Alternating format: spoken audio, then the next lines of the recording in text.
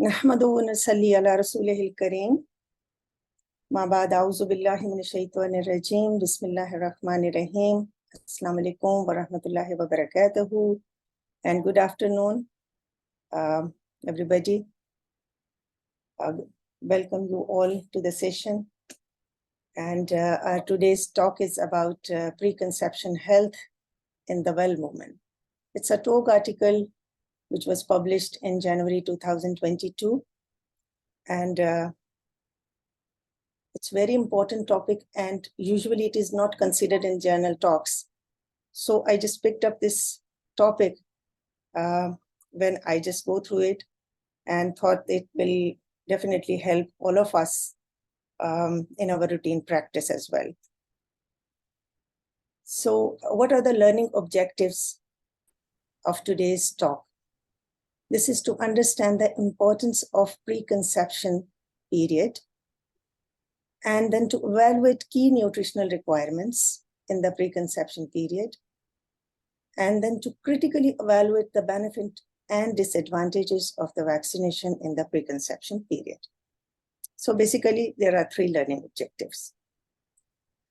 So if you look at the introduction of this topic, so you will see that 40% of all pregnancies are currently unplanned.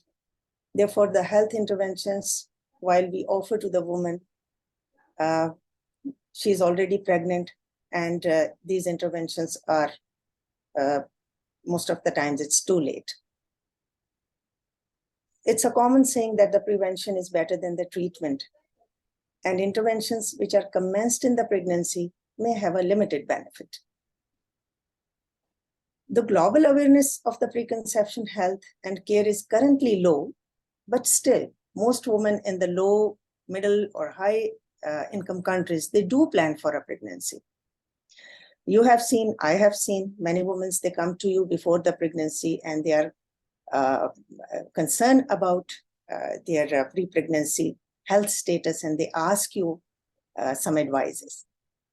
So that means the concept is not that rare, but its practice is a bit low in the culture.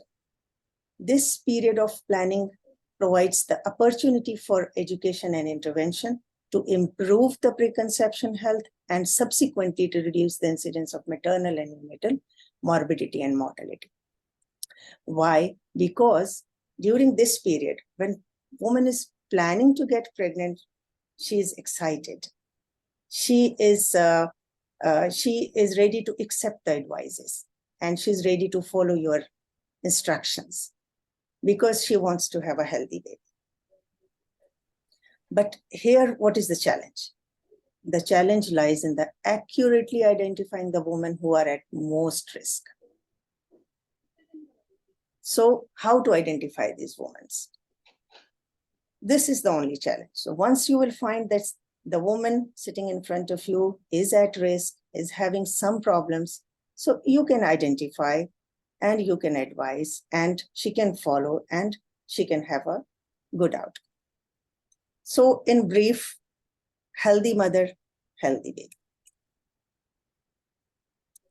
Okay, so why preconception health is important? So there are three main reasons. Because the parental lifestyle during the maturation phase of gametes and then the embryo development can adversely affect developmental programming. I'll elaborate it a bit more in the next few slides. Maternal motivation is high at this time, and therefore you can make the effective changes. Interventions commenced in the pregnancy have only limited benefit. That's why whenever a woman asks you some advice, just welcome that woman and give her the explore first what are the risks in her, and then advise her accordingly. So what interventions we can do in a pre-pregnancy period? The interventions are categorized into three main groups. You can educate her, you can promote the contraception by the time her risk factor is over, and or you can make the combination of both. What educational advice you can offer her?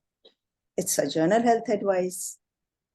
It's related to the sexually transmitted infections, looking at her high-risk behavior, or as a journal information. And then counseling. Either it is in the form of faith-based groups or individual counseling, and then skills building sessions to overcome her weaknesses or her risk factors. And definitely the offering contraception so that she can have a gap by the time she can control her risk factors. And combination of these two, they can make the change and they can alter the outcome. Currently, what advice and recommendations are available for a woman in a pre-pregnancy period? Shams, can you hear my voice? Because I can see your message that you can't hear me. Hello? Hello? Shaista, Yes, we can hear you. You all can hear me? Yes. Yes, Dr. Sajeela, I can hear you. Okay, thank you. So coming back to our slide, that what is the current advice and recommendations available? So there are certain factors which we can address during the pre-pregnancy period. Socioeconomical factors, definitely the factors which is affecting the pregnancy outcome are different for the high socioeconomical status and they are different for the low socioeconomical status. And definitely the interventions for both of them are different. The mothers who are exposed to the environmental factors, yes, that factors can also be controlled. Nutritional health is important. Undernutrition or obesity, they both can be addressed. What exercises are advised during the pre-pregnancy period? What vitamin supplementations are required and what vitamin deficiencies are needs to be addressed during that period. So if someone is smoking or alcohol abuser, so how to address this and how to help the woman to control these habits. And definitely the infections. Then in infections, what are the viral and bacterial and about which infections she needs to wait for the pregnancy or needs to take the treatment. So to get the time to get rid of these infections, what are the measures to take?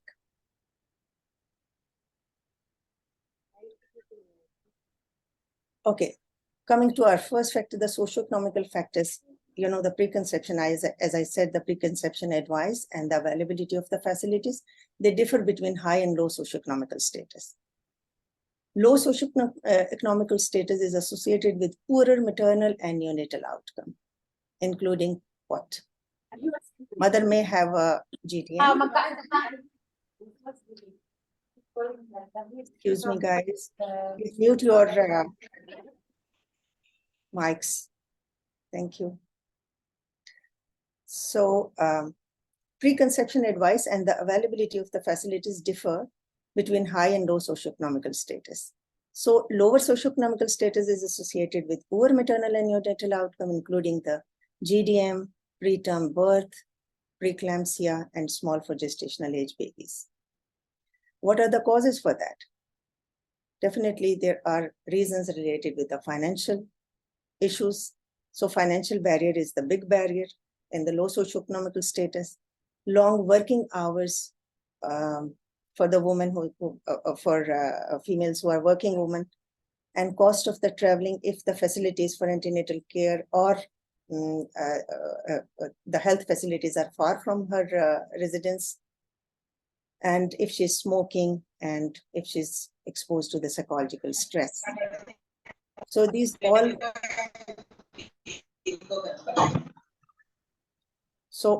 affect the health in one or the other way.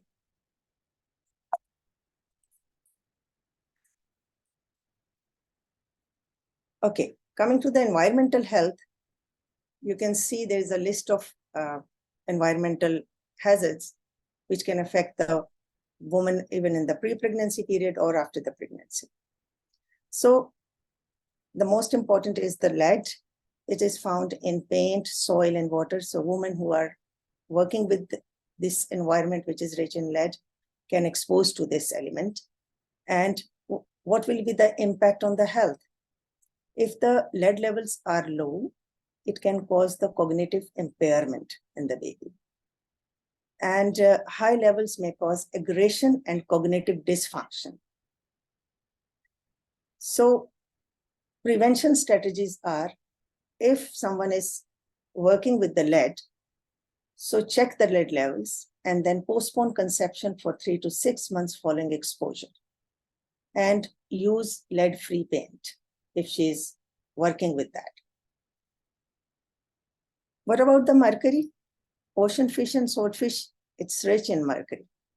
So avoid taking these fish.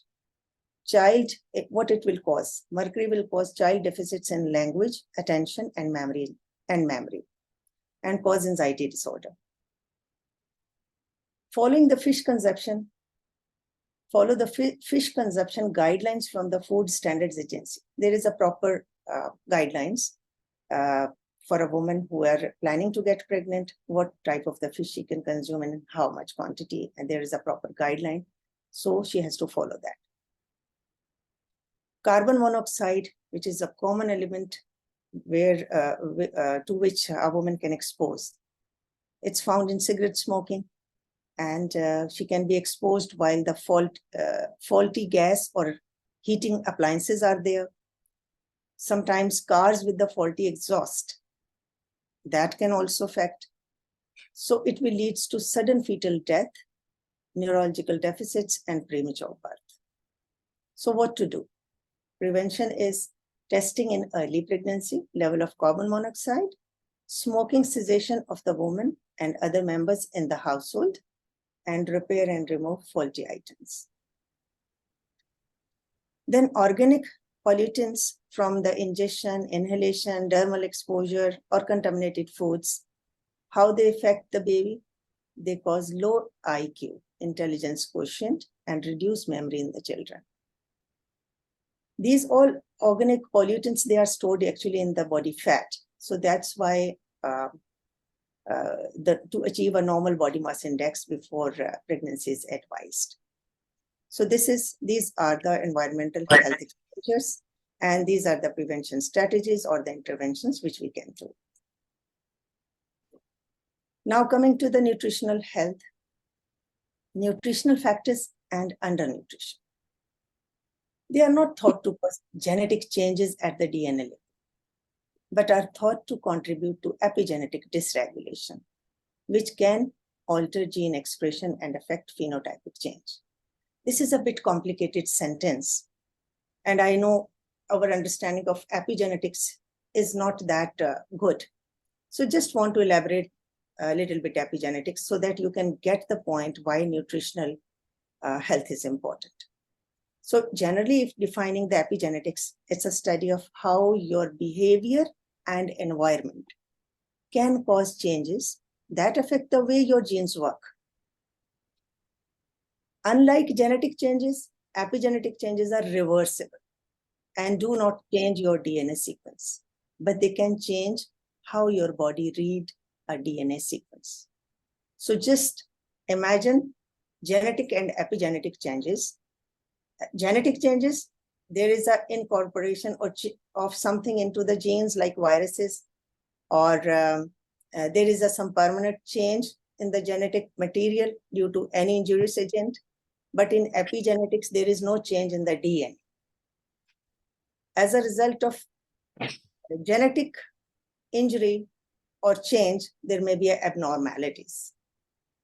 But in epigenetics, there won't be any abnormality of the baby, but there will be some changes in the body, in the mind, in the brain. So just to understand it more easily, I got this piece of information from a Center on Developing Child from the Harvard University. So very nicely explained here. And at the end of the presentation, I have just given the piece of this information, so you can go through that as well. So just to have a look on this, that this is a genetic material which is the baby is getting from parents, either mom or the dad. So when this genetic material is experiencing different changes, either it's medicine or some toxins or viruses or whatever, or stress, so it get rearrange itself. These DNA material release some chemical markers, and then chemical markers are read by the body and make the changes. So when it exposed to different type of the stress or the factors, these factors or these experience of the genetic material could be positive, like a supportive relationship of parents and opportunities for learning and to have a positive things in the life, or it could be a negative. So whatever is the experience of this genetic material in the gamete, it will be it will leave the signature on the genes. So this signature could be a permanent, could be a reversible. But in epigenetics, most of the time it is a reversible change. So when this gene is transferred through the gamete to the baby, it will affect the outcome of the baby. It will affect the health of the baby, like weight of the baby, like IQ of the baby, like nature of the baby. So this is how the nutritional factor affect the genes and affect the epigenetics. So now coming back to the topic, obesity, if the mother's BMI is high, the mother will have a hypertension, diabetes, gestational diabetes. There is a risk of miscarriage. There is increased anesthetic complication if she needs surgery. There is a low success in the trial of labor, infection, macrosomia, stillbirth, low birth weight, and chances of anomalies. Chances of anomalies because of the low folic acid levels with the high BMI. And neonatal hypoglycemia secondary to the poor lactation. So there is a GTG, Green Top Guideline 72, obesity in pregnancy. The more details are given over there. But this is just to show you that how important is obesity or overweight, so how it can affect the pregnancy or the outcome. If she's undernutrited, so this is 10 to 20% of the women are underweight while they get pregnant. So that undernutrition will lead to maternal short stature, which is a cause of obstructed labor, birth asphyxia, birth fistula, and 20% of maternal deaths. There is some contributing factor. This undernutrition is some contributing factor.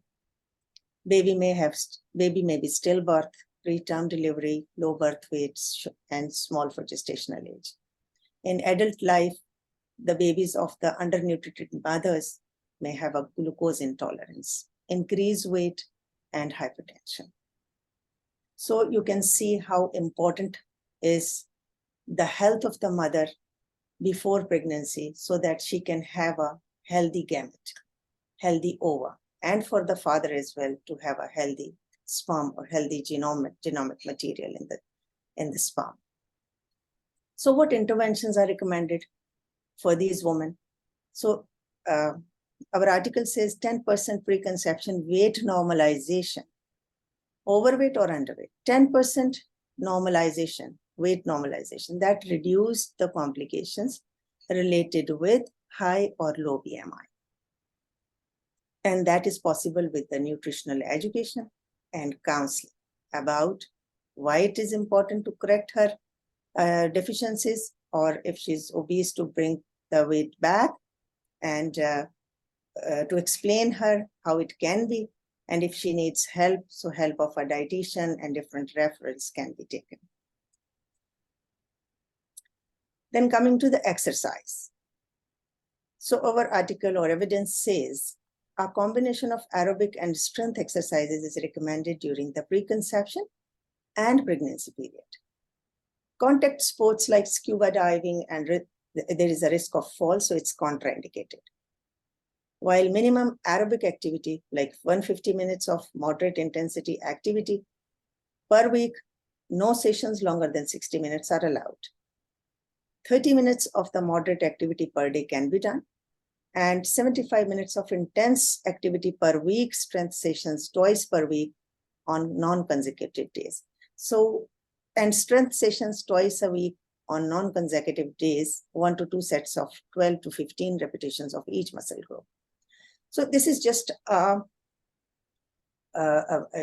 details that she can choose any one of the package, either everyday package, twice a week,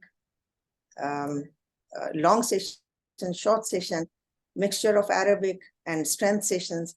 So it's up to her, depend upon her time availability and how much she can do. So this is just because we want the woman to be fit and healthy. Okay, coming to the vitamin supplementation, what evidence says, folate deficiency, that's the most important of all, I think, because it causes macrocytic anemia, reduced oxygen carrying capacity, and then subsequent fatigue, weakness, and shortness of breath. This is for the mother, but for baby, it may cause neural tube defects like anencephaly or meningocele, hydrocephalus, all these things.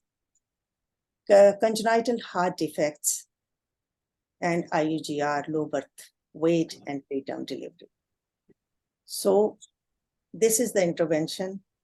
This is the deficiency which can be corrected before and during the pregnancy as well. So what intervention is recommended? So advise her folic acid 3 months before conception until 12 weeks of pregnancy, and that will decrease the risk of preeclampsia, stillbirth, neonatal death, small for gestational age, and autism as well. How much folic acid has to be given? It is usually depend upon the BMI. Less than 31 milligram per day is enough. Required is 400 microgram, but the tablet form, in the tablet form, usually it is available 1 milligram tablet or 5 milligram tablet, but in combination of the vitamins, it is 400 microgram available.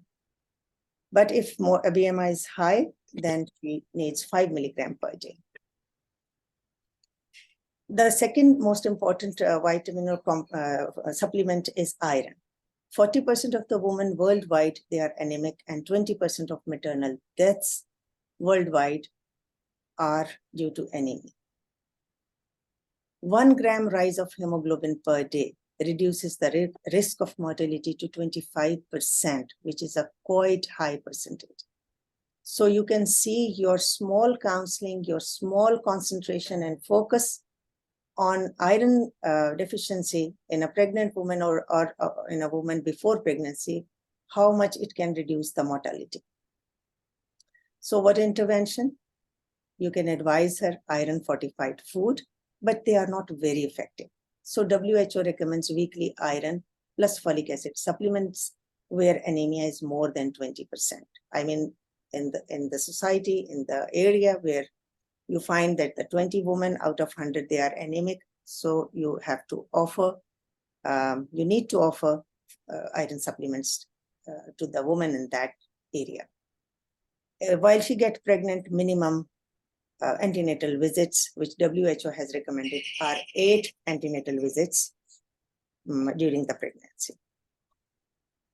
Then another important supplement is zinc. 8% of the women worldwide, they are zinc deficient.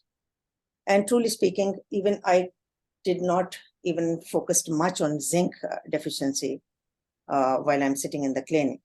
But since I have gone through this article, yes, I'm trying my best to offer the zinc supplementation as well. Deficiency cause intrauterine or systemic infections and preterm labor, low birth weight, PPH and PIH, pregnancy-induced hypertension. So what is the intervention we can offer or we can do? That is the supplement tablets, which reduce the preterm birth up to 14%. This is what the studies says. Coming to the tobacco. Tobacco, if someone is smoking, so what the smoking will do? Smoking leads to impaired growth, late stillbirth, and neonatal death, because carbon monoxide in the tobacco that cross the placenta, that affect the vasculature, and that affect the blood supply and oxygen to the baby, and that leads to all these complications. Interventions are smoking cessation classes, reduce the smoking effectively. You can educate, and educational strategies are different to increase the awareness, like you can offer the handouts, you can offer advisor to watch some websites, and there is a nice guidance, proper guidance, and there is a smoking in pregnancy RCG leaflet, which is a very simple leaflet and very informative and very easy language, to understand, that you can offer to the patients.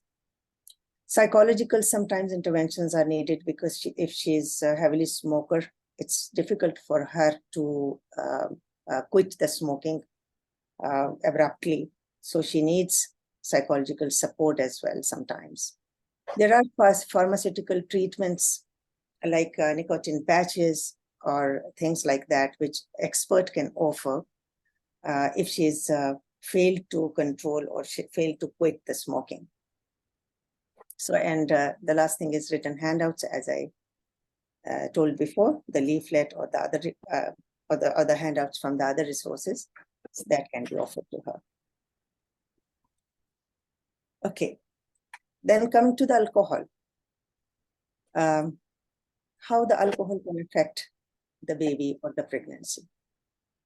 Alcohol can cause fetal alcohol syndrome, as you can see in the picture.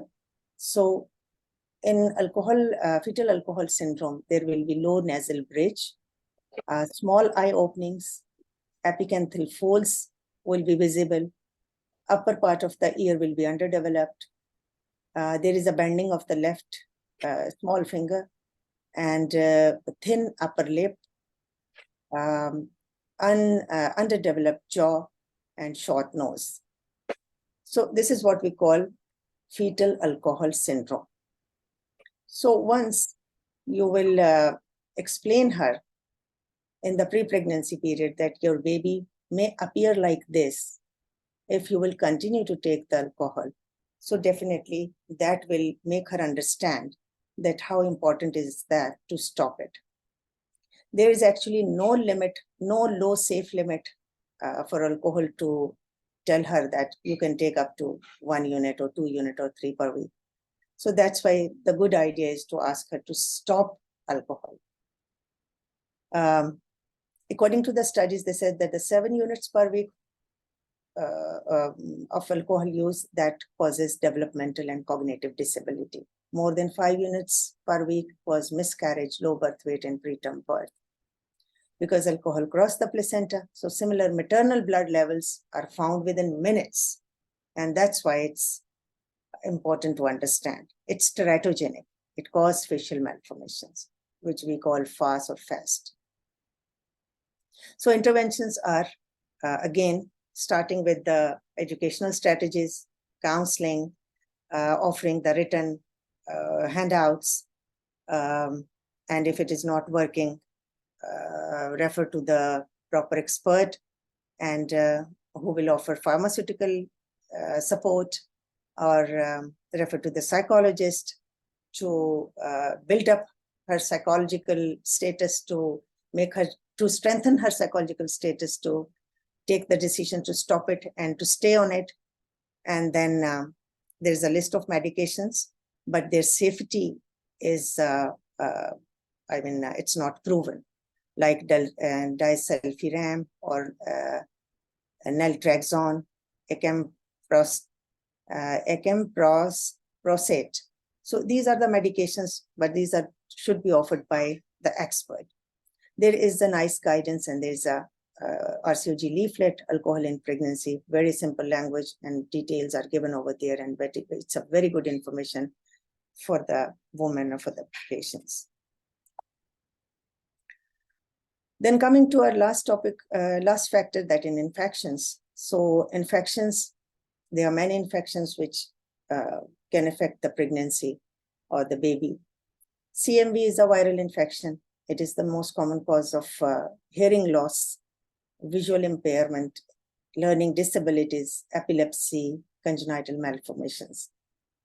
So, as we all know, the viruses, they don't have, we can't treat them. There's no treatment for that. But what strategies we need to follow if we come to know that she's CMV IgM positive, that we'll discuss later on. Toxoplasmosis is a parasitic infection, and it causes miscarriage, neurological, retinal lesions, and infection. It can infect the baby as well. Rubella is a viral infection, cause miscarriage and severe birth defects if it crossed through the placenta to the baby in the early pregnancy. Hepatitis B and HIV, they are viruses. They do not cause any abnormality, but their transmission is important. Hepatitis B can cross the placenta and it can go to the baby, affect the liver. In the early life, baby may have liver infection or cirrhosis or even the liver cancer in the early age. Similarly, the HIV does not cause any anomaly, but it can pass to the baby. And all our efforts and interventions are related, are roaming around to reduce the transmission. Zika virus is causing microcephaly, and there are very special instructions for that. Syphilis causes miscarriage, stillbirth, and congenital syphilis. Easy to treat and simple to treat. Listeria, found in the milk and milk products, cause miscarriage, stillbirth, preterm birth, and pneumonia. So there is a treatment for that, and there is some strategies for that.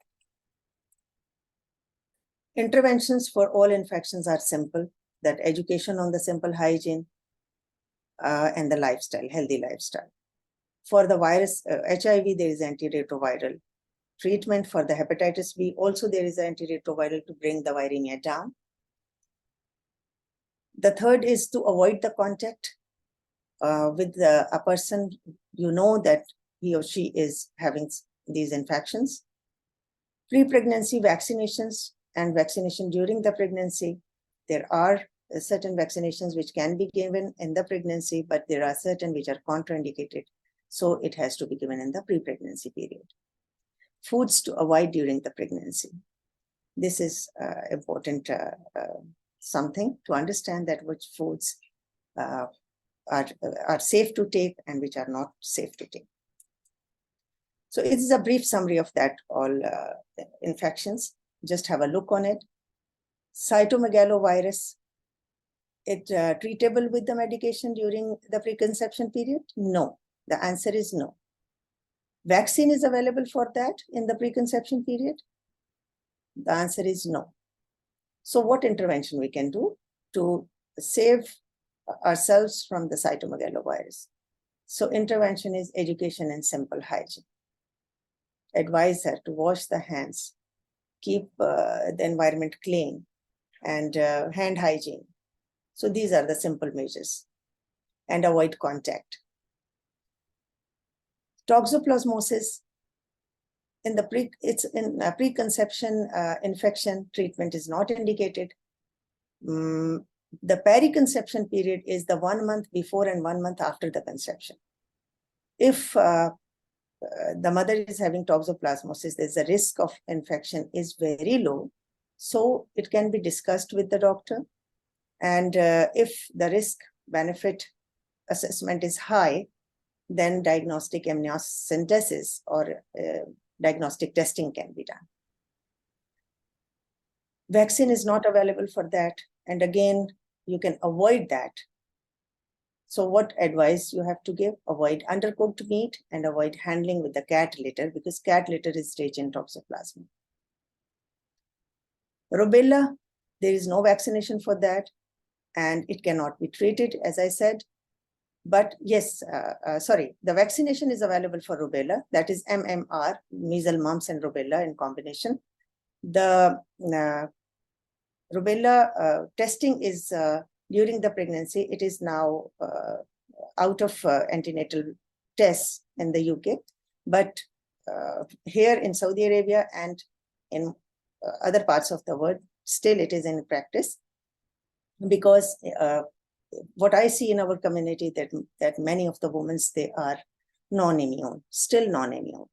So once they diagnose during the pregnancy, we just give them the first dose after the delivery, and then after 1 month, the second dose. So 2 doses 1 month apart. So that will immune for many years. So there is no intervention to prevent the infection because its symptoms are very trivial. It's even sometimes patient doesn't know or woman doesn't know that she's having rubella infection. Hepatitis B, yes, antiretroviral drugs can be used to reduce the viremia in the preconception period. Yes, its vaccination is available for the high-risk individuals, even in the periconception or in the during the pregnancy can be given. Prevention or intervention is the education regarding the transmission of the disease process with lifestyle behavioral modifications.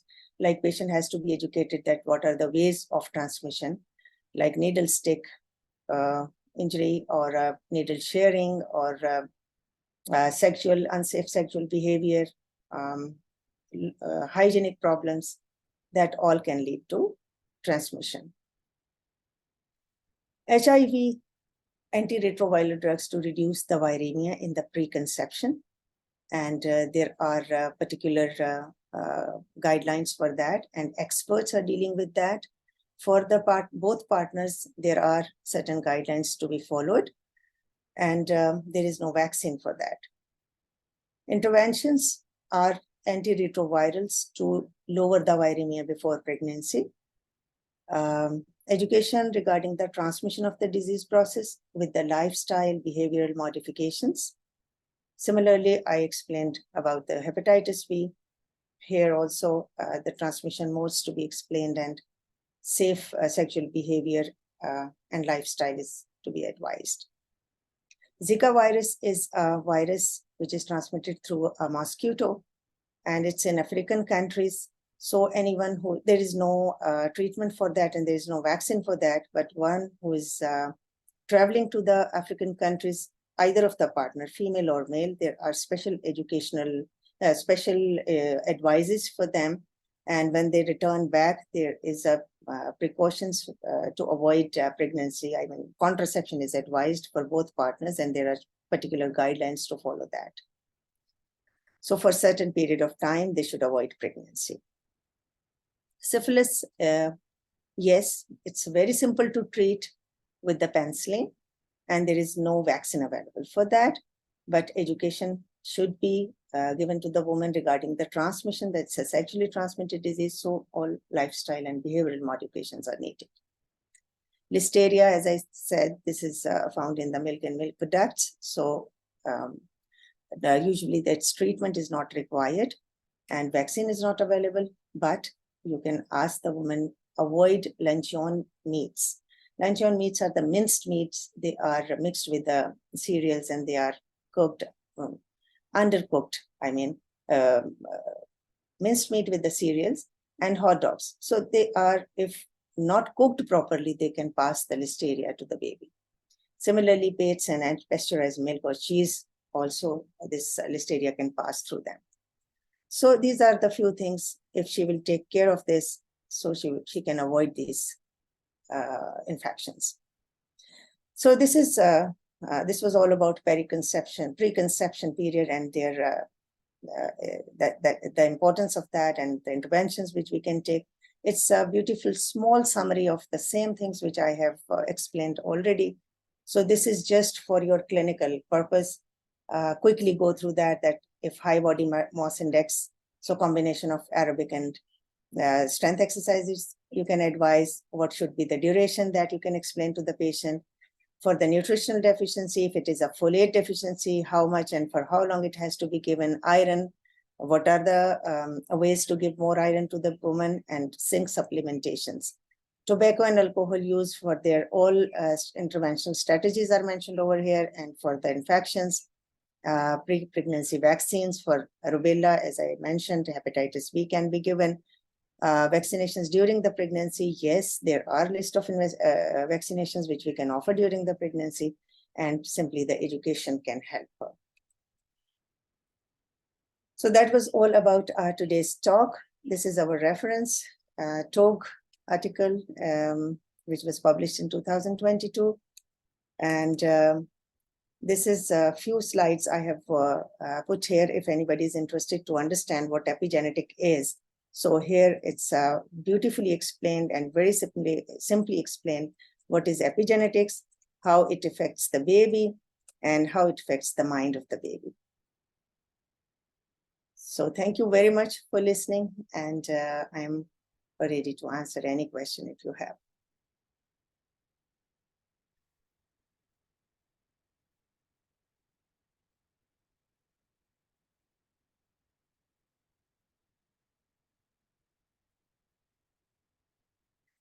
Still, if you guys have any question or comes in mind later on, you can put in the CME group, and we'll keep doing discussion over there. And if there is any piece of further information is needed, I will share over there. Thank you very much, all of you. And inshallah, see you soon again.